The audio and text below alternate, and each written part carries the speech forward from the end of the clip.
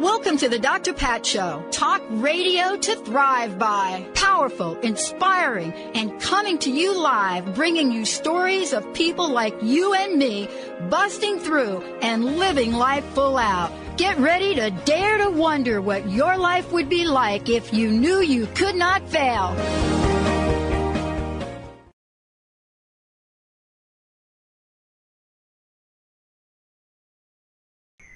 Hey, everybody. Welcome. Welcome. We have a great show lined up for you today. Look at everybody. Look at, this is so cool for me. Benny, I'm having a few surreal moments, right? Yeah. Almost like flashbacks, so to speak. Been there. I know what you mean. You know what I mean, right? Sure. Mm-hmm. And somebody said to me something the other day, and today's show is the reason I answer the way I answer. Somebody said to me the other day, man, like you and Benny, what's going to happen? Like you're going on like almost 2 decades. And they're like, don't you ever, don't you want to do you want to keep doing this? And I'm like, are you what? Like, are you talking? Dramatic pause, by the way. That was very well played. Was that good? Yeah, it was excellent. I was like, are you talking about ping pong or you're talking about what I love to do? And one of the things that I realized is I don't talk about how important this is, right, to the team here and to me. I don't talk enough about how it came to be important to me. I think one time, Benny, maybe one time in the time you and I've been together, I shared information from my sacred journey, my rite of passage. I think I read from my journal from that experience. That was the last time I think I talked about it. And I think my guest today is going to be able to help us understand things better. Erika Buenaflor joining me here today. And we're going to be talking about sacred energies of sun and moon. We're going to be talking about shamanic rites of curanderismo. I think I did that right. I'm trying, I hope I did that right. But we're going to be talking about something very important from an energetic perspective, but from a shamanic ritual perspective. Because when I came back from my first quest out in the desert with my mentor during that time, when I came back from that, I wasn't the same, but I couldn't explain it. I could not explain it. I came back from that, my first one, and I was 7 years into an educational program. And I came back from that, and I was different about what I was studying. I mean, I changed, literally changed. And I never knew how to talk about it. And then I started to do this show in 2003. And everybody knows, you've heard the story. I dialed the wrong phone number. I didn't hang up. But I think Erika's going to help me with this today, because I don't have a logical reason. I don't have a logical answer to this person's question about how much longer do you plan to do it. Now, this friend of mine is not like you all, the listeners. So you all know I have another show which I'm starting. We're going to boost it, called Power Up with Dr. Pat. You also may not know, I'm going to be doing a show with Mark Anthony called The Psychic and the Doc. So if anything, what's happening, I'm doing more of this.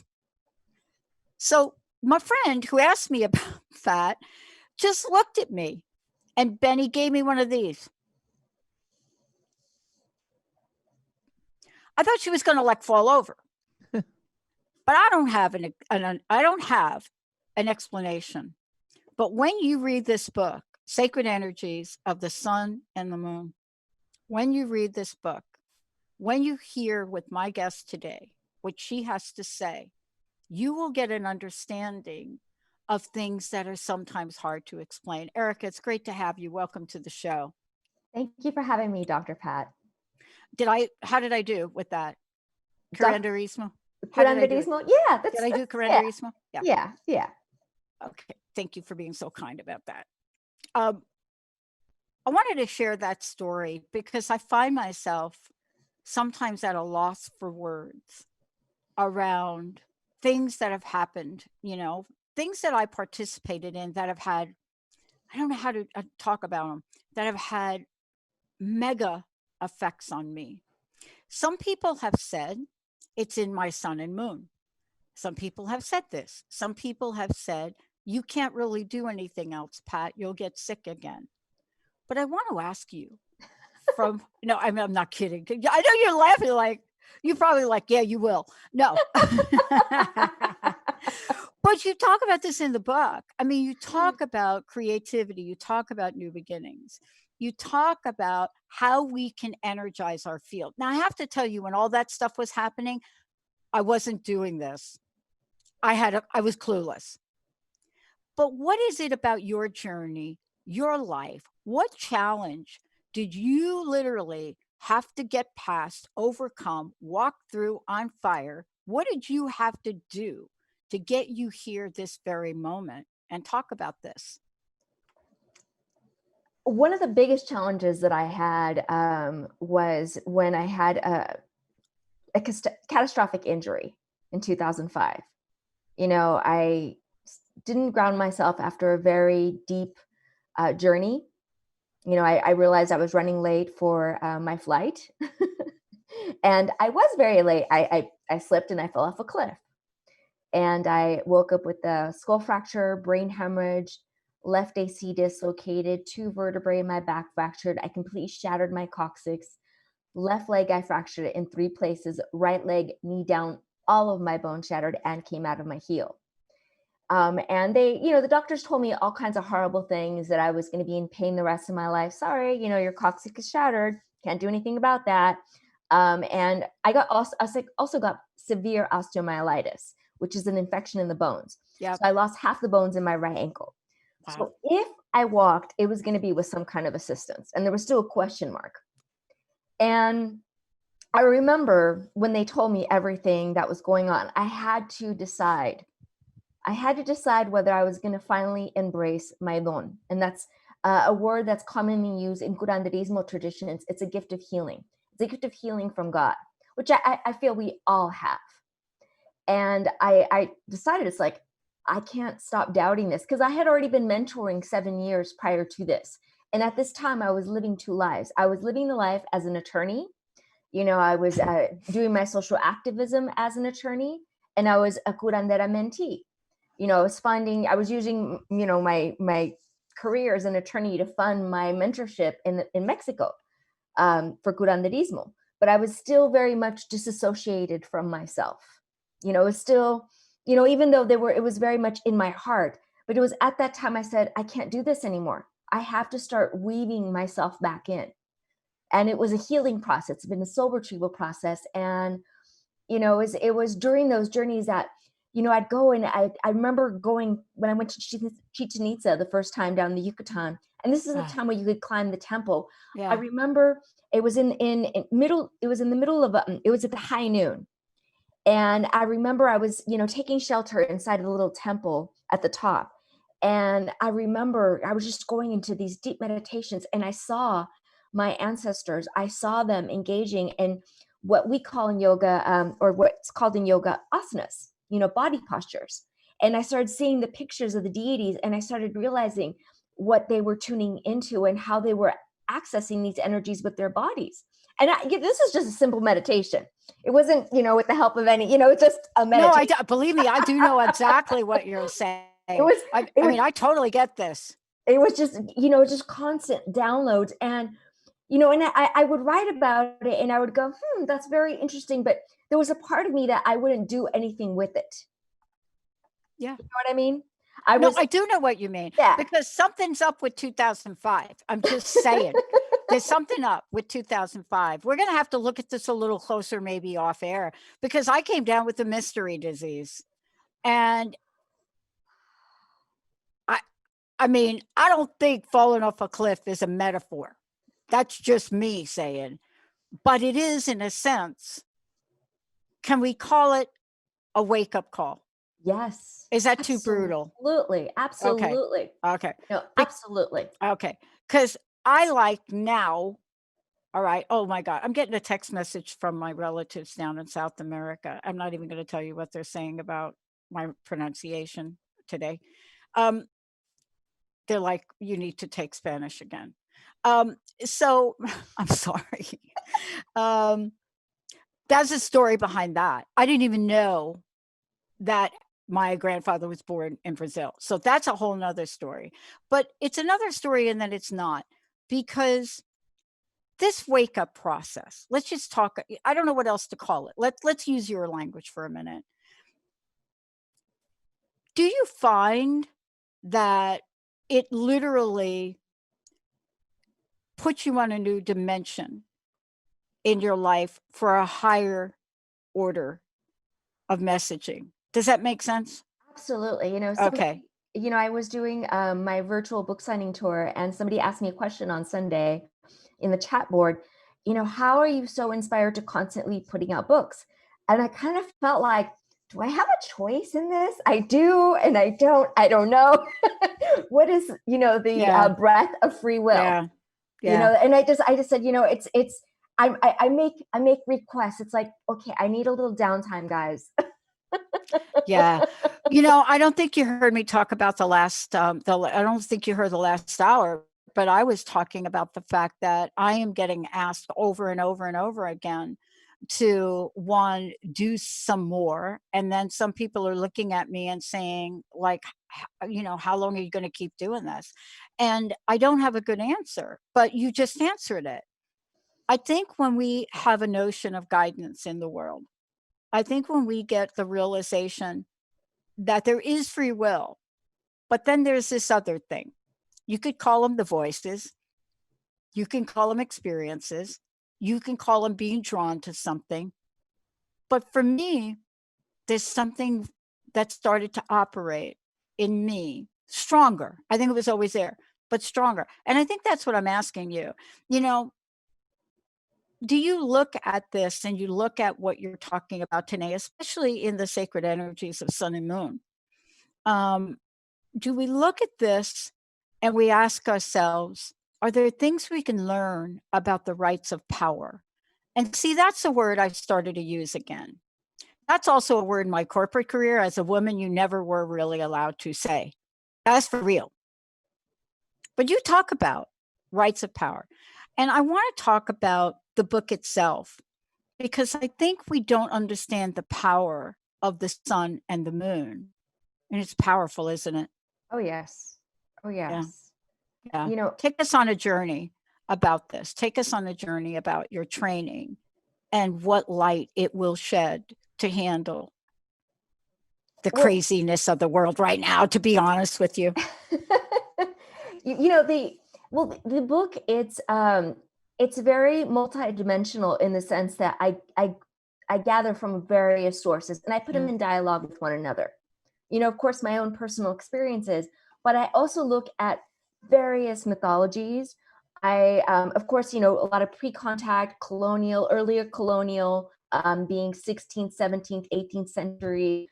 I also look at a lot of the artwork, the sacred topography, the items that are used in the artwork, how they're represented, their body postures, and also the genders that are being performed in a lot of these ceremonies and how they're discussed.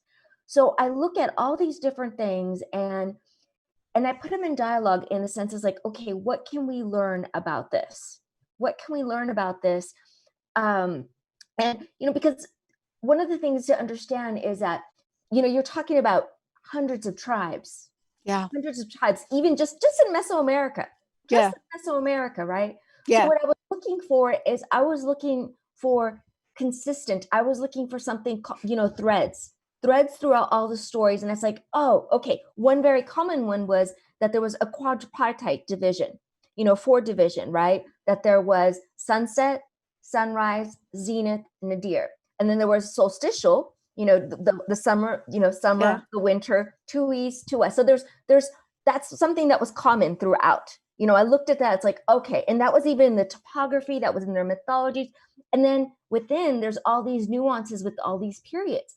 And I was looking at the ceremonies that were performed, so for dawn, there was understanding. And even in the language, I look at language too, and what that meant too, in terms of creation.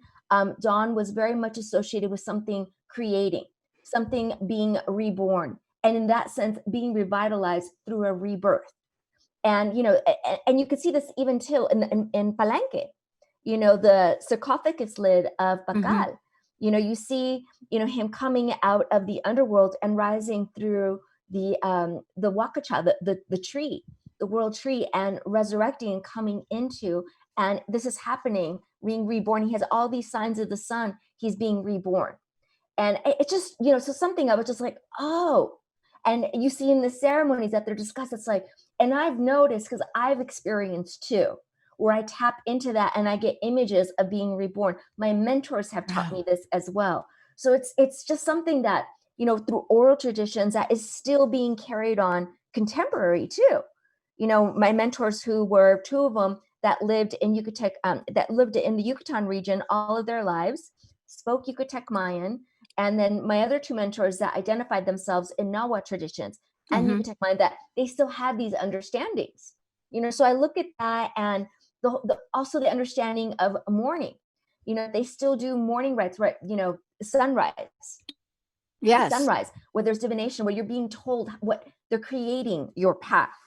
Yeah. You know, they're still doing this of, you know, creating and seeing this, and it's still being done to this day. You know, we have a villa over in Isaman, and we have a couple, you know, we have, of course, we have people there, and they tell us about their traditions, and it's just amazing that a lot of these beliefs, of course, there's nuances throughout, but you see threads of that, of creation, of movement with morning, and then with sunrise, and then with morning of being something that is healing.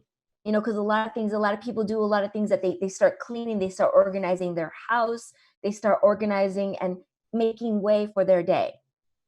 You know, and even their eating habits reflect that as well. You know, the largest meal of the day is eaten at noon.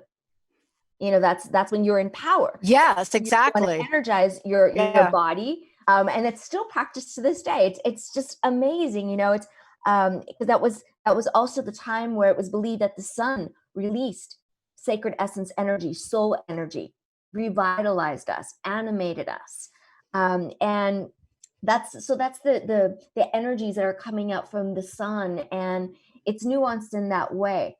And then you have the afternoon that's believed that it's associated with spiritual wisdom.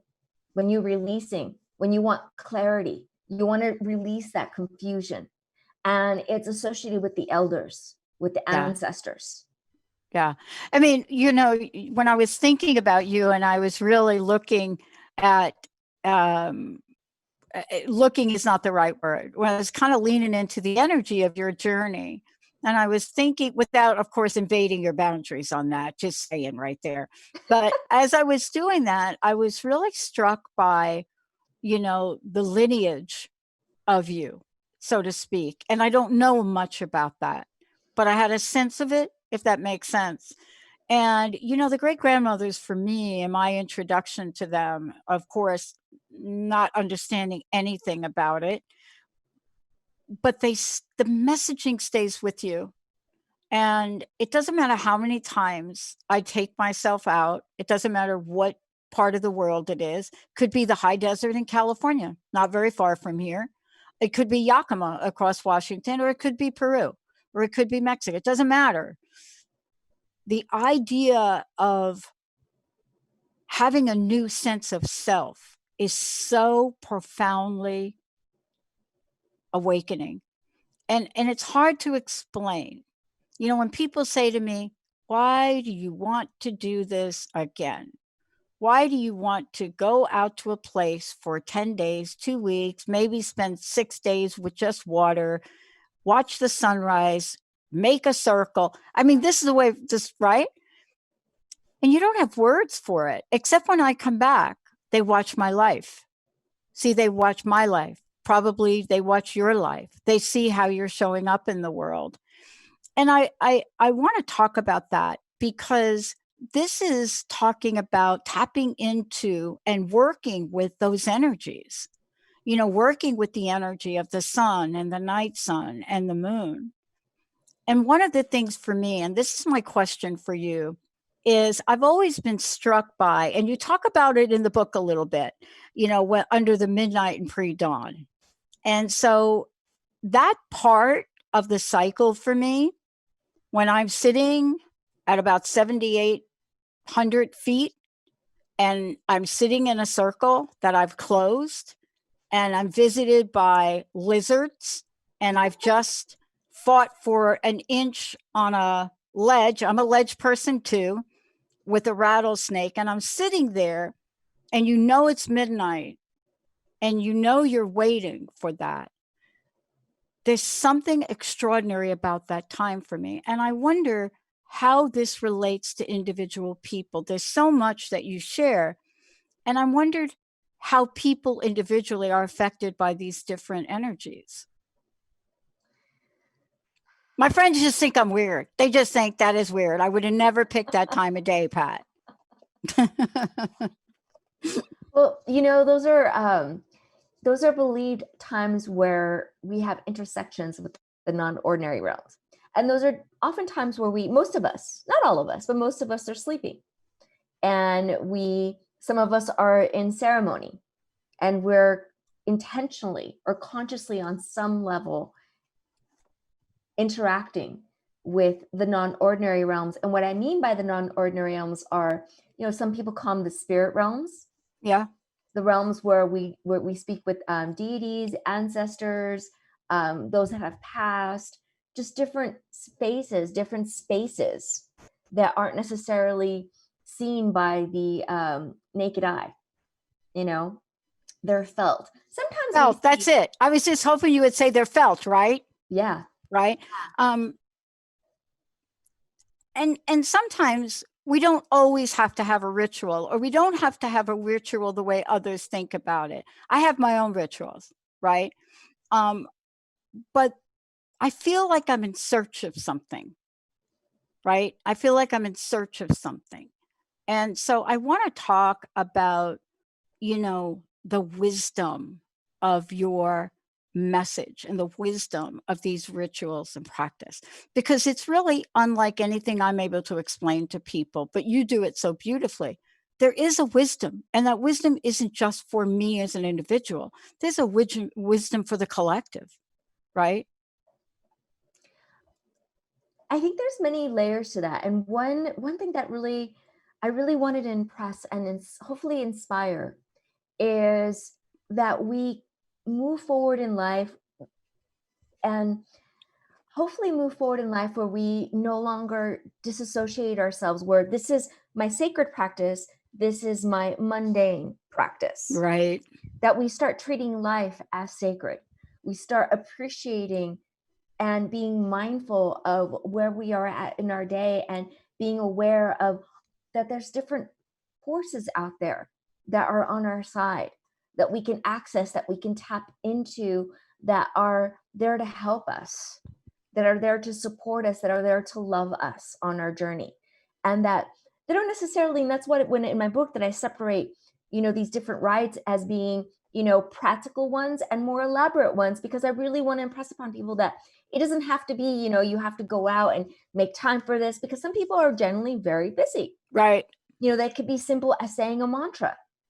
It could be something as doing a little breath work, doing it for 5 minutes and connecting, with your mind's eye, with the sun, with the moon, with those energies, and treating our lives as something sacred, beautiful, and something to be grateful for and cherished.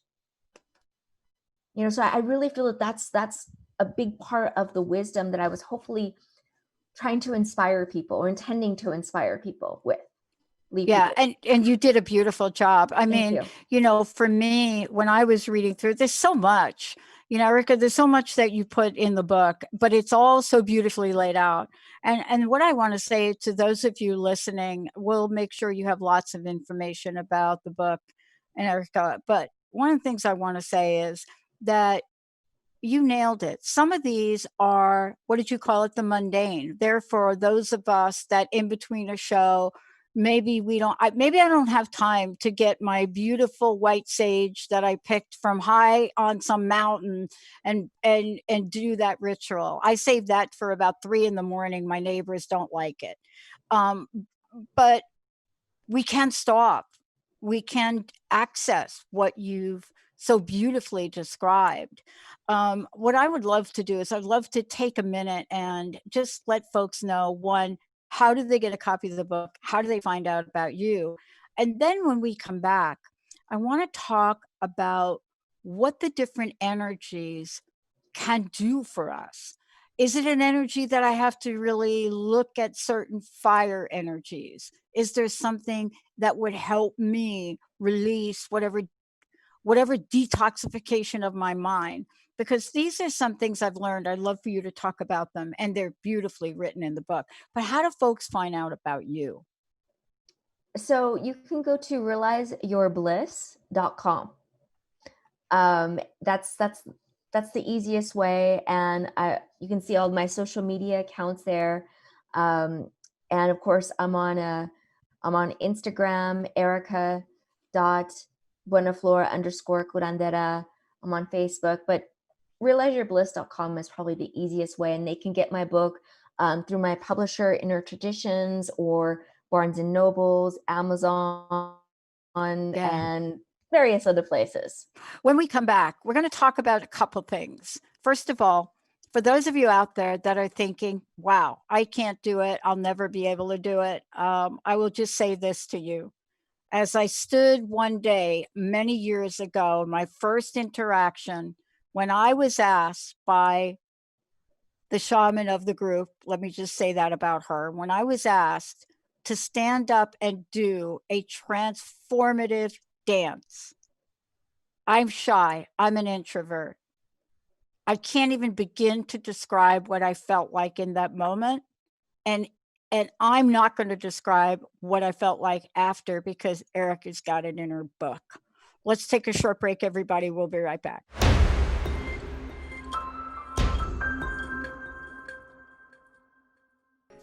Hey, everybody, welcome back. Welcome back. Sacred Energies of the Sun and Moon. Erika, before we keep rolling, please let folks again know how they can find out about you, also about the traditions we're talking about today, as well as the book is available pretty much anywhere, right? Yes. Okay. Yes. Yeah. Just remind us one more time. I want to make sure everybody, and Zach, I think you're putting up pictures of the book, right? Okay. There it is. Okay. Thank you, Zach. But again, how do we get a hold of you? We want to just follow you around. Thank you. So realizeyourbliss.com. And I also have a lot of virtual classes. Well, especially right now. I mean, I'm offering my classes all virtual, but they're going to be continued as virtual. So, and I also have online classes, and so realizeyourbliss.com, you can find everything there. Yeah. So when do you think, no, but this is a true question. This is what they just told me to ask you. Why out of everything I could ask her, do you want to know this? But curiously, these are journeys that we're talking about where people will go out in the world and experience. I mean, I went out in the world to experience some of the things I'm sharing. We can't go out there now, but I don't want people to think we can't experience the journey. But I do want to know, when are we going to be able to go out there again? And because I'm ready. You know how inside when it's time to get back to that part of yourself, right? Do you know what I mean? Yeah. I'm past due. I'm just past due. I am like a mother carrying a 13-month-old baby. So I need to get back to what my heart is. But one of the things too that I wanted to ask you about is there's so much in what you share here. And there's so much in respecting what you share here. And I have to tell you that for somebody like me, and I shared a little bit about where I grew up, the respect I have for these traditions is hard to explain. I can't explain it to my friends. There's nothing that I could say, but you say it so beautifully. And I wanted to ask you this question. Let's talk about what some of the morning rites perhaps are, what some of these are. What can we do to nurture ourselves today? What would you go to if I said, what do you think the most powerful thing would be for us to step forward and practice today out of here? And if you want to buy me a ticket to go, I can go. I can go. You just tell me where to be. Well, I mean, it really it reflects on what we need. What we need, because there's, like, for example, revitalization has so many different dimensions, right? And creation has so many different dimensions. So as far as the divination work in the sunrise, we can start out, like, let's say today, maybe somebody wants to find a new job, and they have a tarot card deck, and they pick a card, and they like what they got in their deck, and they put it on their altar. They connect with the sunrise, the energies of the sunrise, and they envision themselves getting the call or getting the email, of great news and something that's ideal, something that's wonderful, and connecting with the sun at the same time with that. Or it could be something that I usually do. I usually do my my baños, which are spiritual baths in the morning. So I was doing 3 days last week. Every I do this beautiful ritual where I put these different herbs together, and I put very concentrated teas into a bath, and I put Epsom salt, I put crystals in there, I put oils in there, fluoride water, and it's an opportunity for me to heal, to cleanse my own body. And I do that in the morning, and afterwards I feel fantastic. So it's something that there's so many different things that we can do in there depending on what you need, because every day we might need something different. Yeah. And go ahead. But I think what you just said about every day we might need something different, this is so true, isn't it? People just look. So a lot of times what happens, I'll say something like that, but see, now I'm going to make sure every one of my friends listens to this show. And I will say something like that, and they say, that's because you're a quadruple Sagittarius that you need that kind of diversity. Well, maybe that's true, but I also have my moon in Capricorn. But I don't you think, and this is what I get from what you've written, and certainly from your work, and now actually being part of your energy here today, every day there may be something new that wants to be revealed to us, right? Or every day, maybe there's something new that we need to cleanse. Now, Absolutely. You fell off a cliff. I got a mystery disease. And even then, I was given these beautiful blessings of learning about this. See, I wasn't quite there, even after my experiences in 97, 98, 99 in California, because I went to school in California. My mentor was in California, all of that, right? Didn't quite get it. But there was something about that next leg of the journey where I was absolutely going to have to embrace a side of myself that scared me to death. She's laughing. But because this allows us to realize how powerful we really are. And sometimes getting a glimpse of that scares us, doesn't it, a little bit? And we need these rituals, right? Oh, yes. Yeah. Oh, yes. It's something that it's helpful to have more synchronicities in our life. It's just confirmations that we're on the right path. Or when we're not on the path that we need to be on, it's a little nudge towards something. And, a lot of times too, and people ask me this too, it's like every now and then people would be, they come to me, they've been going through a very difficult time, and then they start doing better, and they're feeling better, and they have a little bit of a moment of something comes back to them, and they get scared. It's like, oh no, I don't want the depression to come back. I don't want those things to come back. And I said, it's okay. the thing is that you have to understand is that there's rites to support us in this. And at the same time, those parts of us are coming back because we're ready to work with them. We're ready to work with them. So that's when we embrace them, and there's ceremonies there to support that healing, that love, that tenderness that we need for ourselves, to give to ourselves.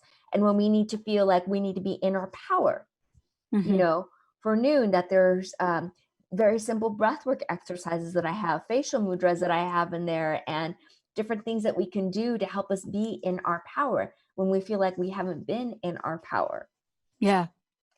Yeah. You know, I got to tell you, there's so much I could talk with you about.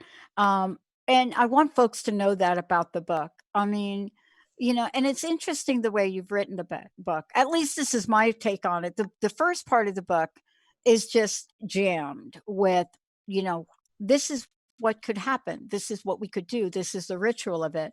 You know, this is about fire. This is the sacred space of transformation, or my friends would say, not transformation, Pat, transmutation, because I was always in charge of some aspect of fire in these. I never understood it. My mom died in a fire. And it was the oddest thing, Erika, because it doesn't matter what journey I went on, what part of the country or part of the world, or who I did it with and what I did. Even when I was in a program helping youth for 9 months, out of all the people, could you be in charge of the fire and making the rocks hot for the sweat lodge? Then I'm in the sweat lodge. Now you're in the sweat lodge. Could you make sure you keep pouring the water? So that's your job, right? And I learned early on, when somebody says you're called to do this, even though, like, I didn't hear anybody call me to do the fire. Even though you're called to do it, you do it. But in the book, you talk about fire and you talk about transmutation. I want to ask you about that, because I have found, for me, as afraid of fire as I am, it has been a core thing for my change, my transformation and growth. So there's different ceremonies that I talk about this. Yeah, you do. One of them is when we do a white fire limpia, right? Yeah. That's one of that I have, that is something to transmute energies. When we want to release something. And for example, this could be something that could be done in the afternoon, is to connect, because that was a time where it was believed that the ancestors, the wise women, the warrior women, are carrying the sun to the west. So, you know, his journey goes into the underworld. And it's a time where we can write something out of what is it that we're releasing? What is it that, you know, make something. And I encourage people to have a list that's like, okay, you have one list, what you're releasing, and what are you going to do in place of it? What are you going to welcome in place of it? So in that is to release into the fire of I let go. You proclaim it. You put it into a pot. The white fire limpia, it's Epsom salt, alcohol, herbs, and you connect with the fire, you connect with the herbs, and you transmute that energy. That energy, you make it into a lighter substance. So that's something that you connect with the elements of fire, and you thank the fire, you thank the sun, and everything with that. Yeah. And the ancestors, and it's something that's beautiful, releasing, and all that will help you to gracefully release it. Yeah. It's power beyond our words. You know, you come from traditions that, you know, are so much a part of you, and you speak of them so beautifully. I mean, you know, your representation of what seems to be such a mystery for people is really exquisite. And I was really looking forward to speaking with you, right? And now I understand why I was so insistent, you know, to have you come on the show. Because the energy of what you're speaking about, everyday people can use it to transform everyday global energies as well. And I'd forgotten this, Erika. I mean, I really did. And I want to take a moment to talk about something that we hear a lot about in astrology, right? The moon. Must talk about the moon for a moment. Talked a bit about sunrise and noontime, but I want to talk about the moon. And so a friend of mine said to me, what happened to you, Patty, what happened to you? And I said, it's nothing happened to me. Used to be like the full moon goddess. Now, all of a sudden, you're like the queen of the new moon. Like it's new moon everything on your show. You're talking new moon, new moon, new moon in Cancer, new moon, new moon. Why aren't you talking about the full moon again? And I said, I don't not like the full moon. I love the full moon. And I said, well, to be honest with you, I don't really know what's up with that. So what's up with that? I'm going to ask you. So, it's something that, just visually, and this was reflected too in their rites and their practices, that new moon was reflected as a new period.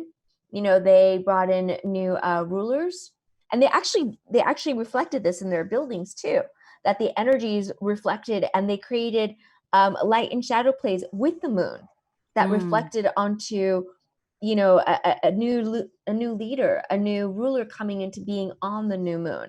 So creating mythologies around the stars with that too. So it's something that is opening up to something new, to something beautiful, to something wonderful. And then, and this is, just so, I can go into so many of the mythologies in that, but just let me tell you something. You've got a full 10 minutes. Go for it. So the new moon is something that is reborn, something that was identified as, and it's also identified when they would have children, be a part of this too, because it was something that was young. It was something the young maiden or the young gentleman that would bring in as representatives, because it was believed that they had a stronger connection with the non-ordinary realms as well. And then the waxing was something that was increasing. It was something that was full, that was increasing and expanding energies. It could be also something that was reflected as, somebody that was possibly pregnant, and the moon being pregnant, the moon taking on, connecting with different stars, with different moons, with different planets, with, just expanding his or her energies. And, it depends also too, if there was an eclipse too. And I'll talk about that in a second too. Oh yeah, boy. Talk about that. Yeah. That's good. Yeah. So so that's the waxing. And then the full moon was something that was bringing into completion. That was reflected in when, there was, that there was something done with a shaman or a ruler, that there was something that was completed. That there was going to be completion, and then the waning was something decreasing, because that's when the waning is decreasing. So you can see it visually there, and they interpreted that with their ceremonies and their rites and how they honored people too. And what was very interesting is the representations in genders of the moon. Right. Because, we're coming from a perspective where they didn't have binary genders. They didn't necessarily have just male and female. Right. So you have these different understandings in genders of the moon as well. That, and that's something that depending on what was needed. So for example, if there was a time where it was something that was transformative, something that needed to be done, maybe there was a plague, maybe there was some kind of a a disease. Yeah, so, like a pandemic. I get it. Yeah, that's what you were going to say. I'm right there with you. But because these were very natural, just like we're talking, these there wasn't like, oh my God, what do we do? There was like a natural knowing. That's it. It was a natural knowing, right? Yeah. Right. So when you needed something that was transformative, that's when you brought in the third gender deities. That's when you you access the energies of the moon in her representation, his representation, and it could be animal too.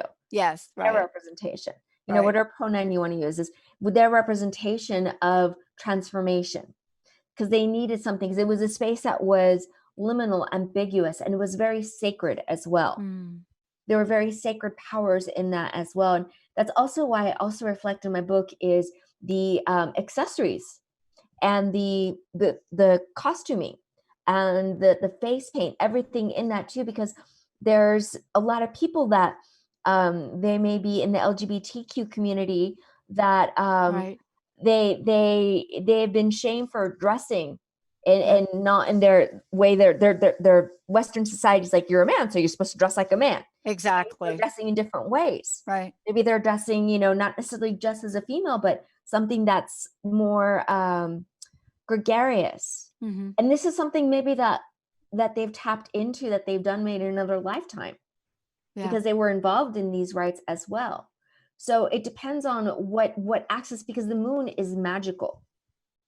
Mm-hmm. The moon is magical. So if you wanted magical energy, you would definitely have shamanic performers that were in their third gender costuming. Yeah. I totally relate to that. I'm part of that community and I totally relate to it. And so I didn't quite understand it the way you just described it. But for me, and you know, not my first journey, my second journey, that was my role. And I have to say that sometimes things seem scary. Sometimes they seem unusual. And then we participate. At least I'm speaking for myself. And you could see in my second journal, what I write is something like, I nearly froze to death in the month of July in the high desert after a 115-degree day. And all I could think about is my other self. And I write this in there. And one of the things that I love about what you're sharing here today is, and this is really for me, and I hope you'll come back, because I really wanted to talk too about dream work, but I knew if I started it, it would be a bigger conversation. I would love for you to come back and talk about the dream work part of this, or the dreaming part of this. But the thing I want to ask you about is these experiences, these rituals, you know, this lineage, these great-grandmothers, great-grandfathers, these connections that we have, and I believe we do all have them. I really do believe we all do. I mean, I'm an example of a girl from the Bronx, so I'm telling you, for me, once they got inside me, could not go back. Do you know what I'm saying? And I think when you're talking about the moon, I feel the same way. There's movement forward and we can't go back. Is that part of the mystery? Yes. You know, I'll just share this quick little story, if there's just a couple minutes. Yes. Yeah. You've literally got 4 minutes, plenty of time. Okay, good. So one time when I was down in the Yucatan, I was down and it was like Tulum area, Puerto Aventuras. This is my first mentorship period. And I woke up and I was told, you have to do full moon temazcal tonight. It was like, I didn't even know it was a full moon. I wasn't really following at that time because it was like early time. And this isn't time when I was actually in law school. So somebody asked me, it's like, how did you find your mentors the first time around? Because they're having a hard time finding mentors, finding other curanderics. And I just said, I didn't even know I was looking for them. But then when I found them, oh, that's what I was looking for. Right. It was like the universe was like, you're supposed to be here. Right. So I woke up and I said, and I heard, you're supposed to be in a full moon sweat lodge tonight. And I said, oh, okay. So I look and it's like, yeah, it's the full moon. So I'm driving. I don't know where I'm going. And I'm asking around just, the locals where I'm at. It's like, oh, does anybody know about temazcal? And I was told, just get in the car and drive. Okay. Because I was having moments where I started listening. I would listen. I was listening. So I was listening, especially when I was down there in my mentorship time. That's when I really just let myself trust, Yeah. And I was just in my car and I saw a little, it looked, because I know what temazcals look like. And it was on this, it looked like a private, like townhouse kind of area, like, but the gates were open. So I went in there and I said, oh, is there going to be a temazcal tonight for the full moon? And they said, well, we didn't have one planned. And the gentleman who runs at the Mascas happened to be there at that time. Wow. Overheard me and said, well, we don't have anything planned tonight, but if you get people to come, I'll hold one. And then there was two ladies from New York that happened to be there as well, overheard me and said, I'll join. And then there was another gentleman from Detroit, because it was like an Airbnb, kind of like a shared community, like townhome situation. And there was another gentleman who said, oh, I'll come too. And then, the gentleman who, the shaman who leads the mascot says, well, I don't have the herbs and I don't have time to go get them. I said, what do you need? I'll go get them for you. Wow. And it was, even finding the place where they sold the mercado, where they sold the herbs. I was driving there. And so anyway, I go have the temazcal and I'm walking around and I go get the herbs. I'm walking down the street and I'm just, I have time to kill, so to speak, before that night. And I find this little shop and I find it and I see this, it's a medicine bundle, and it's a medicine bundle of the Maya calendar.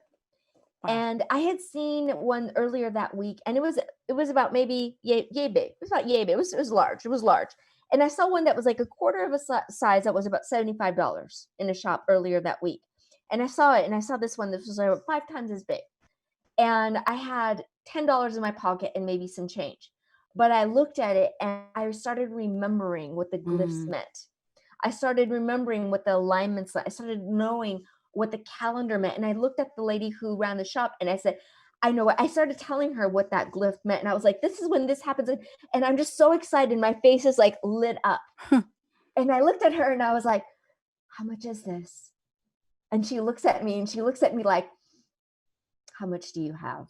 Oh. And I'm like reaching out for my pocket, like getting change and getting quarters. And I had like $10 and I had change. And she looks at me, she's like, it's yours. And I'm like, thank you. So the next day, I take it with me to the Temazcal the next day. And this is back in the days when, now it's much more gentrified, this area. There was one street where it was just all the shops. I went back to pay the lady what it was, the medicine bundle was worth, because I know this is how they make a living. Yeah. So I went up and down the street. That shop was nowhere to be found. And I asked all the locals, where is this shop? And I described it and they're looking at me like, no. And I looked at it and I knew that was, oh my gosh. I just was like, oh my God. I know. Erika, you got to come back. All right. You have to come back. Promise? Yes, absolutely. For those of you out there, I want to say sacred energies of the sun and moon. I didn't get to anywhere near everything in here. Erika, you rock. Thank you so much for reminding me of what I needed to be reminded of today. Thank you. I want to thank all of you out there for tuning us in. Benny, Zach, remember this. You can create the ritual from within. Don't hold back. Go for it.